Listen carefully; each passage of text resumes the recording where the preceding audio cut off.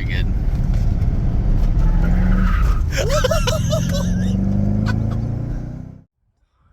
All right, so it is hot. Today we have Austin here.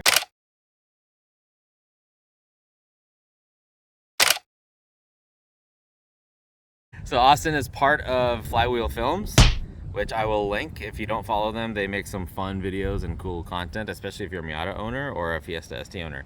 Tell us what you drive, what you're doing here, and what you're about to do here. I drive a Fiesta ST. Today I'm driving a much more superior car, my wife's Jeep Cherokee Latitude. What, the second greatest American car of all time? I'm driving the third greatest American car today. What are you driving today? So I am driving a Mods, 2002 C5 Corvette. Yep. I've never driven a Corvette before. I've only ridden in 2 Corvettes ever. Just gonna get some first impressions of a slow car boy driving a boomer car. Austin, how tall are you? I am like 6 foot on the dot. Yeah, so these seats don't recline much because there's no room because this car is super tight. It's snug for me and I'm only 5'8". Okay, yeah. Not too bad? Not too bad. Oh, okay. So one of my biggest complaints about this car is the fact that it has very set points for the steering wheel. So you can't just like kind of move it wherever exactly you want and let go. It clicks into place and they're not usually ideal. We're gonna go ahead and basically just kind of drive down some rough roads, give him an idea of the terrible B8 suspension, and then we will get on the highway, and I'm just curious to see what he thinks about the power band.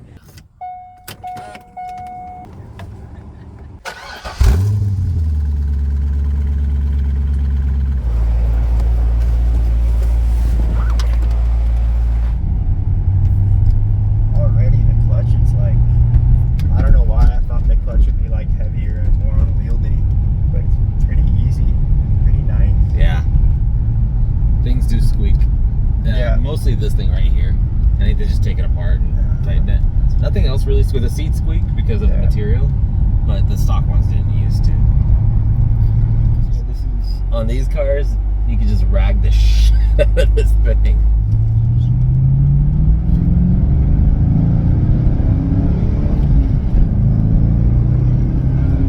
Yeah, that's got a good amount of power. Like, I like the low down torque. I haven't driven a whole lot of V8 cars, and the low down torque is nice. Like you said, it's nice to have. It's refreshing to have power down low. So I usually drive in the 4,000 to 5,000 range, and it's torquey in the 4,000 to 5,000 range. Right now we're doing 40 at like 1,800 RPM. Try to do a little red edge there. Yeah, it sounds cool. Visibility is actually better than I thought it would be. Because you hear about like Chevy, Corvette, and Camaro visibility. Oh, Camaro. Never that good. Especially front and side, like the A-pillars are really small, which is great.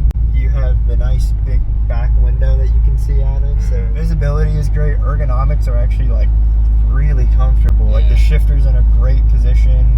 That was the first thing I mentioned in my video. I was like, the way you sit in this car, you feel, I mean, you're also like, what, 7 inches from the ground? 6 inches from the ground? I don't feel like my clutch foot is in a weird spot. The gas and brake are like where they should be. Steering input's kind of nice too.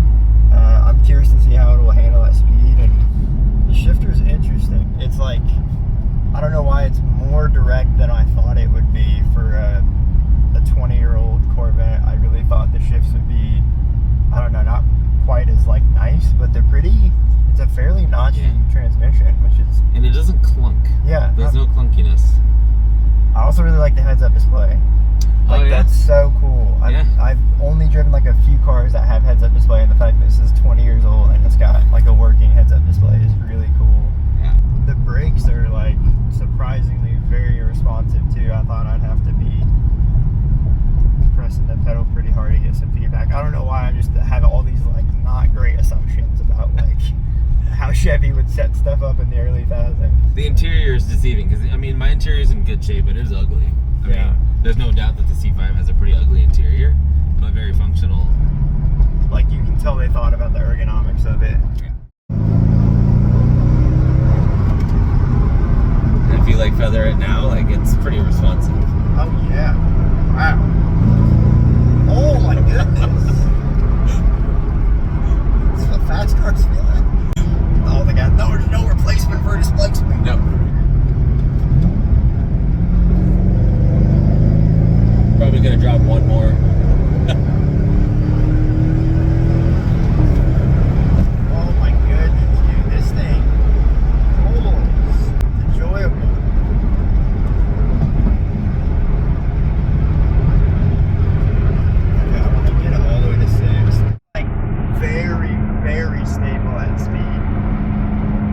Yeah, and this is just with this engine too. Yeah, like the car feels at home when you're at high speed. I mean, I guess Corvettes are made to be more like Grand Touring cars. Yeah. And you can tell yeah, it's nice. This is like,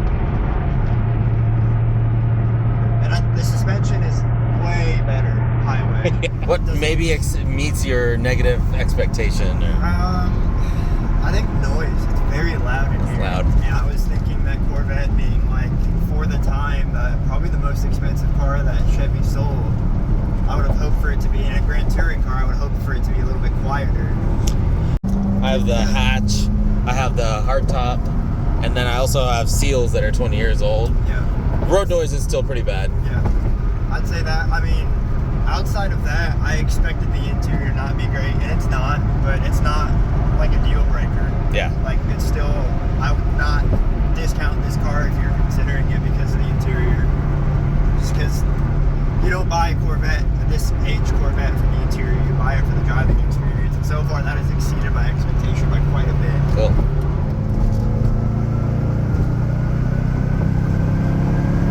Don't shift yet. You still got 2,000 RPMs. But so, if you haven't driven a Fiesta ST, you get boost around like 3K.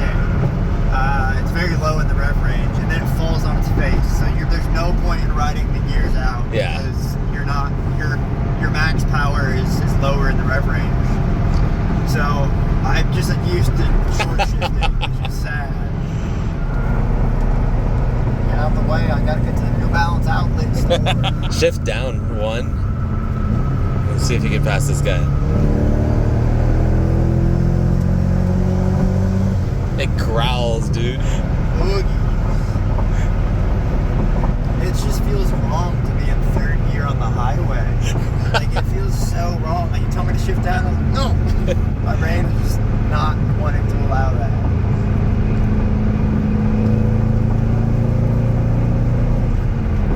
I want you to push it a little bit and see like what you think about the handling. You're good.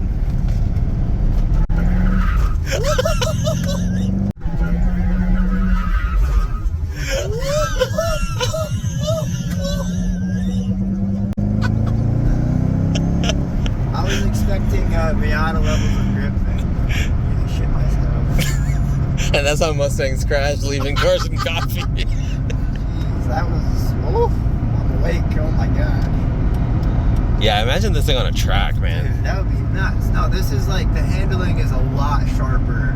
That's another expectation thing. The handling overall is just way better than I was anticipating. So I thought the shift knob was like really ugly, and I was like, how have you not changed that? But I actually really like it. I hate the look of it. It is just disgusting. But you feel like you're like, I don't even know how to describe it. When you're pulling back on it, it feels like you're like, I don't know, like a minion, just like pulling a lever or something. Yeah, I like that. That's a good comparison. Yeah, I don't know. It's like a comically large lever. You commented on what about like the steering feel?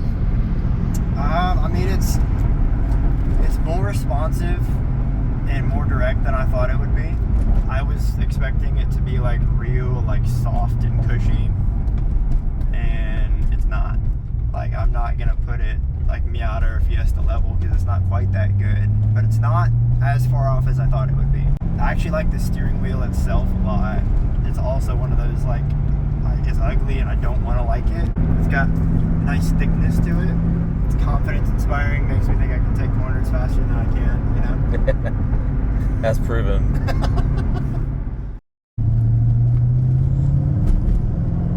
Oh my goodness.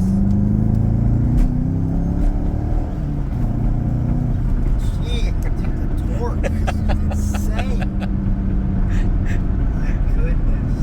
What about daily driving? Oh, okay, yeah. Could you daily drive this? I think so. I mean, my car's loud. This is louder. And that could get old. Yeah. As far as like how the clutch is forgiving, it's not ungodly heavy like I thought it might be for a muscle car. The RPMs, like you can sit low in gear on the highway and just cruise, and it's very comfortable. I may not be able to do like around town commuting in it if my commute was on the highway. I think so. Yeah. But if it was like 30 minutes of driving on city streets, I probably wouldn't want to. I'd probably want something with more creature comforts. It's an easy car to drive, but it's very fun, so it kind of spice up your commutes. And yeah, I think it would be dailyable. It just depends on your tolerance for creature comforts and noise. Yeah, you could always go softer suspension, or raise it a little bit and go back, because stock suspension is very bubbly.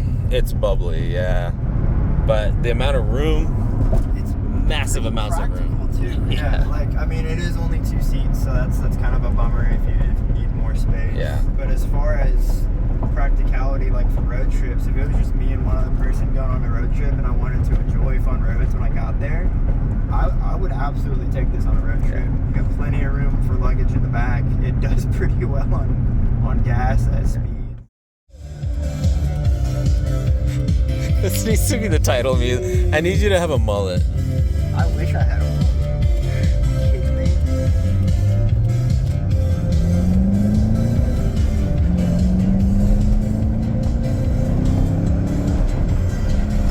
That's so good. Oh God! Do you need a backiotomy? All right, man. So what do you think? I like it a lot. I think if you want a V8 manual like sports car, this is a really solid option. You get pop-up headlights, that's cool. I don't know, just it's sick, and I like the LS a lot. It was a very fun motor to drive. So what do you like? What are some of the design features that stick out? So I really like C5 and the C6. They're my favorite Corvette. I like the hatch. I think the hatch is what makes this car look so timeless. I think the coupes are less timeless looking because they don't have that iconic like profile silhouette. The number one reason I kind of discounted the Z06, outside of price being the very obvious answer, was because I wanted that fastback look. Yes. The Targa, I think, is the other thing that makes this really, really cool, is because when you have the Targa top off and windows down, it's like, I don't know, it's Americana to me. This was the iconic 4 oval taillights. I think that's super cool. And then the center exit exhaust. Very cool. I think the one thing I don't like about this, like where I like the C6 better, is this is a little bit softer. Like they went from one extreme to the other, where they had a super boxy in the C4, and then they made this curvy. The C6 to me, I think, is like the more refined design of what this should have been, where they brought a little bit of those edges back, but only in the right places. Yeah, I think the biggest difference that I noticed between this and the C6, outside of the harder lines, this overhang in the rear is massive. Yeah, it's huge. And you can tell it evolved. The spoiler that you put on helps a lot, because without a spoiler, especially the coupe without a spoiler, I think just looks silly. Like I said, if I was to buy a V8 sports car for this money, it would be silly to get anything other than this. I think that about covers the stuff. So hopefully this kind of gives people other perspectives. This car's, you know how long this car is? Have you noticed how long this damn thing is? It's a long It's one. almost 15 feet long. Jeez, how long was the Miata? I don't know, like 9 feet? I don't know. But it, like, even fitting this in my garage, it goes from the front to the back. It's deceivingly long. It Yeah. definitely doesn't look it, but when you look at the overhang on the front, it's like a solid, I don't know, 2.5 feet Yeah. in front of the front wheel, and then another solid like 1.5 feet behind the rear wheel. Yeah. Well, Austin, thank you so much for your thoughts. Thanks for letting me rip your car. You're doing America a service. Catch Austin on his podcast. But yeah, we do have those. Flywheel Film Show, and anywhere you listen to podcasts. And then, yeah, Flywheel Films YouTube channel. We got a lot of Fiesta content. And I'm driving other people's cars on my channel as well. So, and my brother has Miata content. So if you like that stuff, he's doing a lot with his Miata here recently, which has been really cool to see. So. Yep. Awesome. Well, thanks again for coming by. And we'll see you on your Instagram or your podcast. Yeah.